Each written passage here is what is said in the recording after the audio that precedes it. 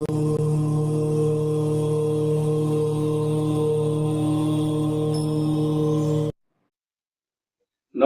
सभी दर्शकों का बहुत बहुत स्वागत। आज हम तुला लग्न और मेष राशि पर चर्चा कर रहे हैं। 180 डिग्री एकदम अलग डिफरेंट लुक है इस लगन का और चंद्रमा का। और मैं आपको यहाँ 3 बातें बताऊंगा। जिनकी कुंडली में अश्विनी, भरणी और कृत्तिका नक्षत्र है, उनके चंद्रमा यहाँ पर बैठे होंगे सप्तम भाव में, और 7 नंबर यहाँ लिखा होगा। इसको बोलते हैं स्पेसिफिक प्रिडिक्शन, सिर्फ आपके लिए। और इसमें आपको वो नहीं मिलेगा इफ एंड बट, कीला हमारे लिए नहीं है। मेष राशि का जातक होगा, उसकी मेष राशि होगी, ये नक्षत्र होंगे, तुला लग्न होगा, 7 नंबर यहाँ लिखा होगा। अब आपके पास बहाना नहीं है कि मुझे नहीं बताया था, इंडिविजुअल प्रिडिक्शन होगा ये। और आपको महादशाओं का ज्ञान भी हो जाएगा, किसकी कौन सी महादशा कब तक है, और उसकी जो शुभ और अशुभ क्वालिटी है, या वो ये सिर्फ 25 साल की उम्र के बाद के लोगों के लिए है। तो आप ध्यान दीजिए, मेष राशि, तुला लग्न, महादशाओं के फल और विशेष फल क्या है वो मैं बीच में आपको अवगत कराऊंगा।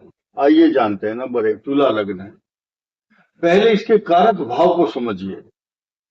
कारक इसका जो कारक होता है, इस भाव का कारक का मतलब सबसे ज्यादा पावरफुल ग्रह वो कारक है, वो उसका आपकी जीवन से हर समय चोली दामन का साथ रहता है, क्योंकि उस ग्रह की अधिकांश आपके लक्षण और जब भी सब पीरियड, अंतरदशा, प्रत्यंतर दशा, सूक्ष्मांतर दशा या उपदशा, नाड़ी ज्योतिष के अनुसार जो सिस्टम बनाया गया है, यानी कि जब भी इसकी उपदशा आएगी शनि की, आप राजाओं के समान वैभव और सुख प्रदान करेंगे।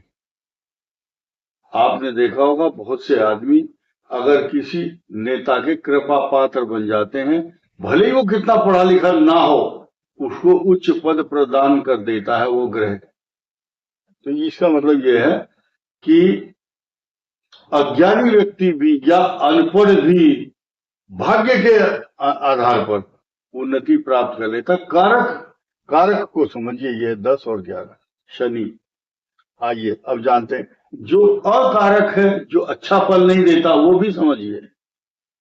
तीसरा भाव और छठा भाव, ये इसके स्वामी बृहस्पति कभी भी अच्छे परिणाम नहीं देते हैं। प्लस पॉइंट क्या है, अब यहां तो देखिए कंट्रोवर्सी, विरोधाभास क्या है। तुला के लिए ये खराब बता दिया। अब जब जब गोचर में चंद्रमा से भाग्य स्थान ये बन गया, जब आप चंद्र कुंडली देखेंगे तो आपका तो भाग्य चमकाने वाला बृहस्पति है, लेकिन इधर तो खराब बताया है। अब रोल शुरू होता है भाव का। स्थानम प्रधानम यत पिंडे तत् ब्रह्मांडे, वही ब्रह्मांड है जहां पिंड है उस ग्रह का। आइए जानते हैं तुला लगन वालों के लिए करेक्टरिस्टिक्स समझिए। शनि 19 साल अच्छा वरदान देता है। अब आया 17 साल बुध की महादशा।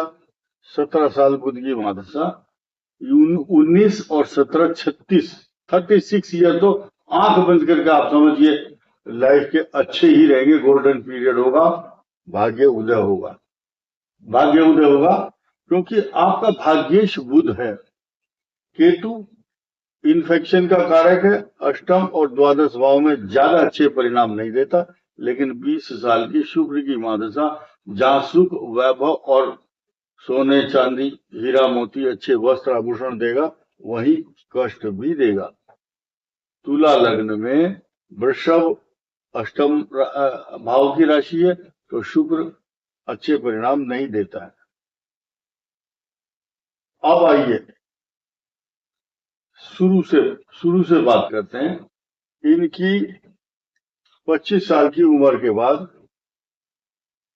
अश्विनी नक्षत्र की जो है सूर्य की महादशा होती है 25 साल की उम्र के बाद। फिर चंद्रमा 10 साल, फिर मंगल, राहु, बृहस्पति, शनि, ये सीक्वेंस है।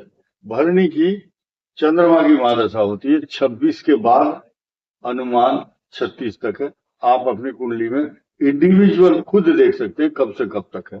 ये दशा अच्छी रहती है। सूर्य की महादशा बहुत ही शुभ। भरणी के लिए चंद्रमा की महादशा बताइए, और केतु के कृत्तिका के लिए राहु की महादशा लगभग 23 से 41 साल की उम्र तक रहती है। अब इनका सबका नाम लूंगा मैं, और कौन कौन सी दशा अच्छी और खराब रहेगी सुनिए। सबसे पहले मैंने बात की थी सूर्य की महादशा। सूर्य की महादशा अच्छी रहेगी अश्विनी, भरणी, कृत्तिका तीनों के लिए। अगर सूर्य यहाँ है अष्टम भाव में तो अलग फल हो सकते हैं। यहाँ होंगे तो अलग फल रोग कारक हो सकते हैं। स्किन प्रॉब्लम, नेत्र पीड़ा, या क्योंकि यहाँ अच्छा नहीं मानते। सूर्य यहाँ पर एक प्रकार से नीच भाव है। ये क्यों? जब यहाँ नीच राशि में होता तुला में, तो यह भी अच्छा परिणाम नहीं देता, थायराइड प्रॉब्लम देता है, थायराइड। अब आया चंद्रमा, केंद्र का स्वामी, एकदम शुभ।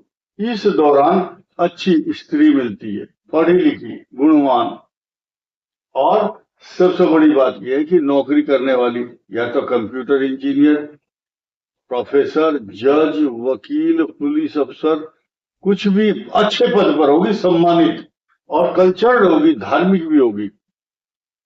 और एक ग्रह के ऊपर आधारित है ये सब बातें जो मैं कह रहा हूं। बाकी डिपेंड करता है कि आपके और ग्रह कैसे हैं। किसी की आग बबूला महिला मिल जाती है, गुस्से वाली भी मिलती है। 80% तुला लगन वालों के दाम्पत्य जीवन में अलग अलग फल मिलते हैं, क्योंकि सप्तमेश मंगल है, आग बबूला है ये।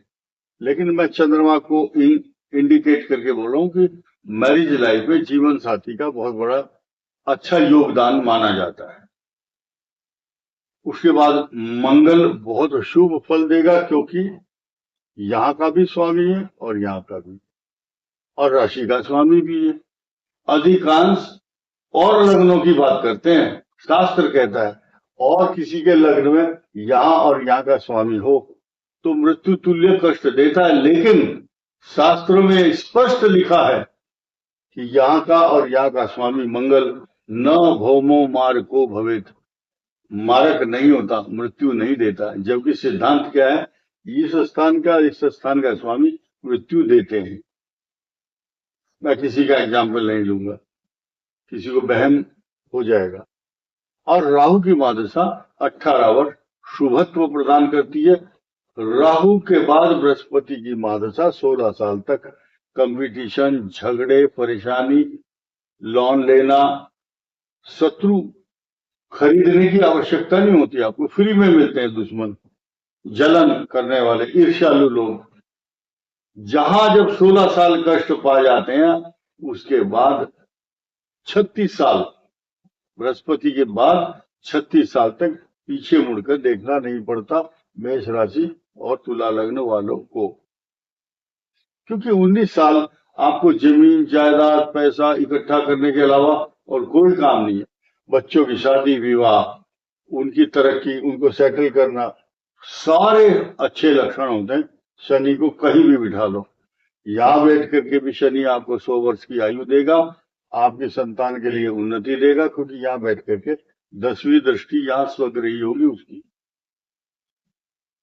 तो हर प्रकार से शुभत्व देने वाला है। बुध की महादशा में आपके बच्चे, अब लोग हिसाब लगाएंगे जिनकी बुध की महादशा चल रही है, उनके बच्चे विदेश में हैं, और वो बच्चे कभी कभी बुलाते हैं, डैडी हमारे पास आ जाओ कुछ दिन के लिए।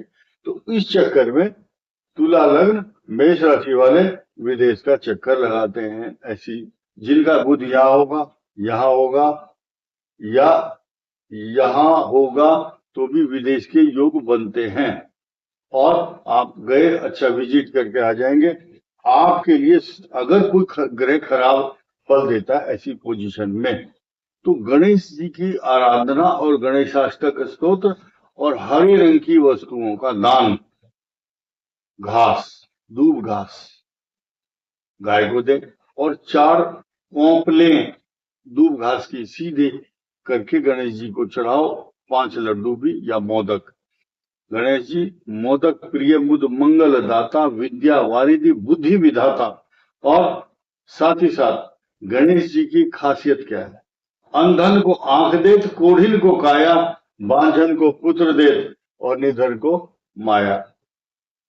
तो ये सब शुभ लक्षण गणेश जी की कृपा से मिलेंगे। इस वीडियो में इतना ही। धन्यवाद, नमस्कार।